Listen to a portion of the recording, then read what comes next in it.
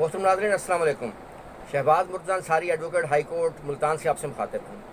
आज मैं जिस टॉपिक पे बात करूँगा वो है फैमिली मुकदमात की समाअत का मुकम्मल तरीक़ाकार।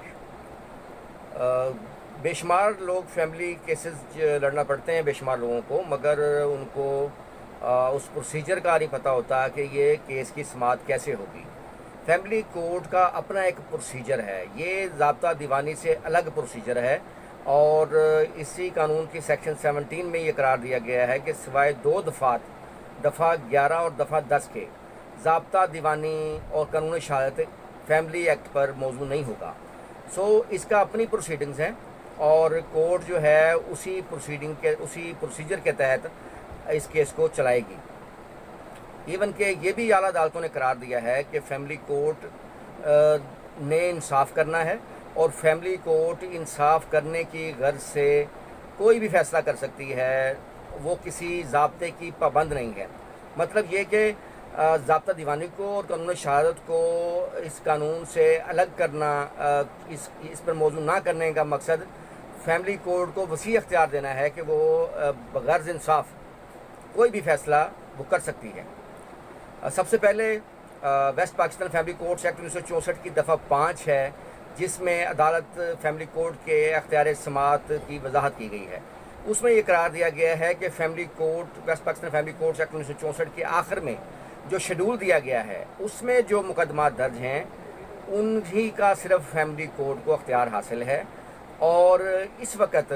जो 2015 में जो तरमीम हुई हैं उसके बाद से उस वक्त तक या अब तक फैमिली कोर्ट के शेड्यूल में 10 केसेस हैं जिसका जिक्र किया गया है, जिनका अख्तियार फैमिली कोर्ट को हासिल है। उसमें तनसीख निकाह का दावा है, हक महर है, समान जहेज़ है, कस्टडी का है, कस्टडी ऑफ माइनर्स का दावा है और इसके अलावा जो है अभी उन्होंने एनी मैटर अराइजिंग आउट निकाह नामा को भी शामिल किया है इसमें। फैमिली कोर्ट को एक बात जो अहम है वो ये है कि फैमिली कोर्ट को शेड्यूल के अलावा किसी मुकदमे की समाअत का अख्तियार हासिल नहीं है। अब दूसरा इसमें अहम बात कि फैमिली कोर्ट जो है वो फैमिली कोर्ट में जो केस करेगा जो शख्स, तो किस अदालत को अख्तियार समाअत हासिल होगा, मतलब जुरिसडिक्शन जो है इलाकाई अख्तियार समाअत कहाँ हासिल होगी। उसमें दफ़ा 6 है waste Pakistan family courts act 1965 की, जिसके दफ़ा 6 में करार दिया गया है कि या तो मुकदमा वहाँ होगा जहाँ पर वजह नाद होगी, काज ऑफ एक्शन हासिल होगी, और या फिर जो है मुकदमा उस जगह दायर होगा जहाँ पर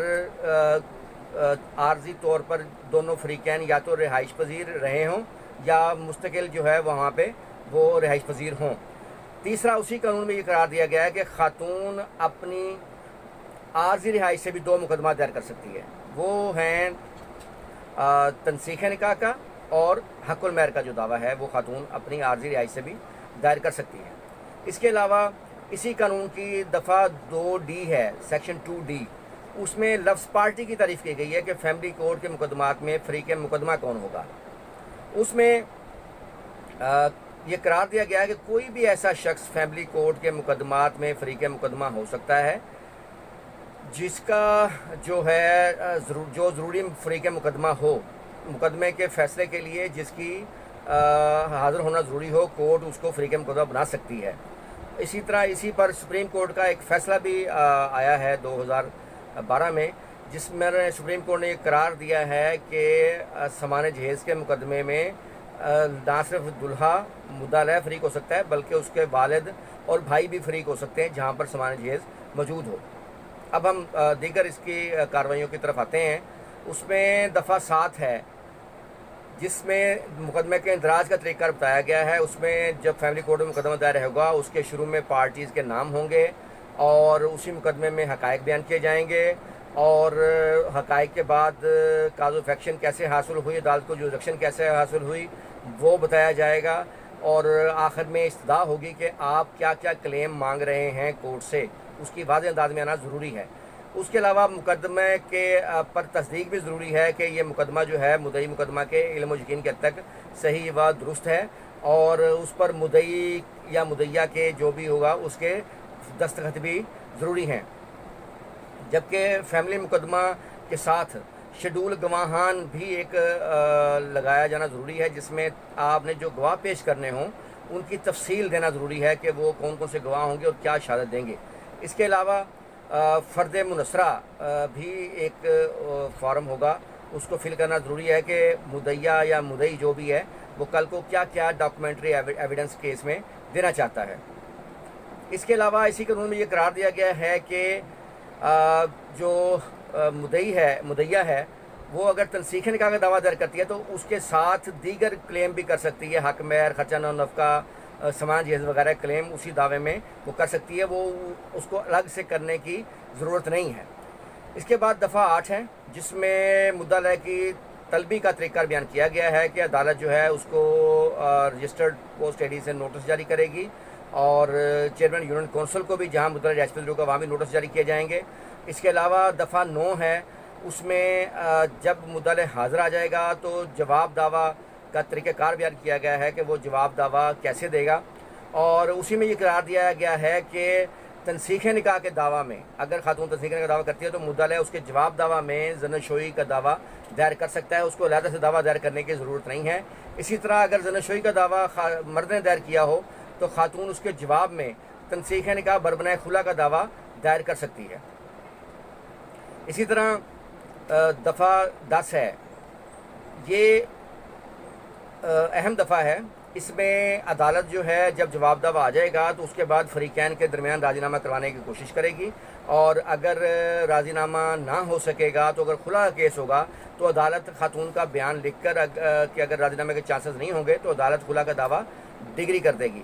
اور دیگر جو دعویٰ جات ہوں گے اس میں عدالت ایشوز فریم کرے گی، اور ایشوز فریم کرنے کے بعد مدعیہ سے شہادتیں طلب کرے گی۔ ایشوز ان کو کہتے ہیں کہ حل طلب جو معاملات ہوں گے کورٹ کے ان کی بابت کو ان کو ایشوز کہتے ہیں، تنقیحات کہا جاتا ہے کہ کورٹ نے یہ چیزیں ڈیسائیڈ کرنی ہیں، اور ان کو فریقین کے پلیڈنگ سے دیکھا جاتا ہے۔ اس کے بعد عدالت جو ہے مدعیہ سے شہادت طلب کرے گی، مدعیہ گواہ لے کر آئے گی جو اس نے شیڈول گواہان میں بتایا ہوگا، مدعا علیہ اس پہ جرح کرے گا، پھر مدعیہ اپنی دستاویزی شہادت دے گی، پھر مدعا علیہ کی شہادت ہوگی، اور اس طرح مدعا علیہ پر مدعیہ کے وکیل جو ہیں وہ جرح کریں گے اور مدعا علیہ کی دستاویزی شہادت ہوگی، جس کے بعد عدالت جو ہے وہ دونوں فریقین کی بحث سن کر جو ہے وہ مقدمے کا فیصلہ کر دے گی۔ اس میں ایک چیز اور ضروری ہے کہ جیسے جب جواب دعویٰ آنے کے بعد عدالت مسالت کی ڈیٹ رکھے گی، اسی طرح فیملی کیس میں جب شہادتیں مکمل ہو جائیں گی تو عدالت ایک بار پھر مسالت کی ڈیٹ رکھے گی، اس میں مدعی اور مدعا علیہ دونوں کو بلائے گی اور ان کے درمیان راضی نامہ کروانے کی کوشش کرے گی۔ اگر راضی نامہ نہیں ہوگا تو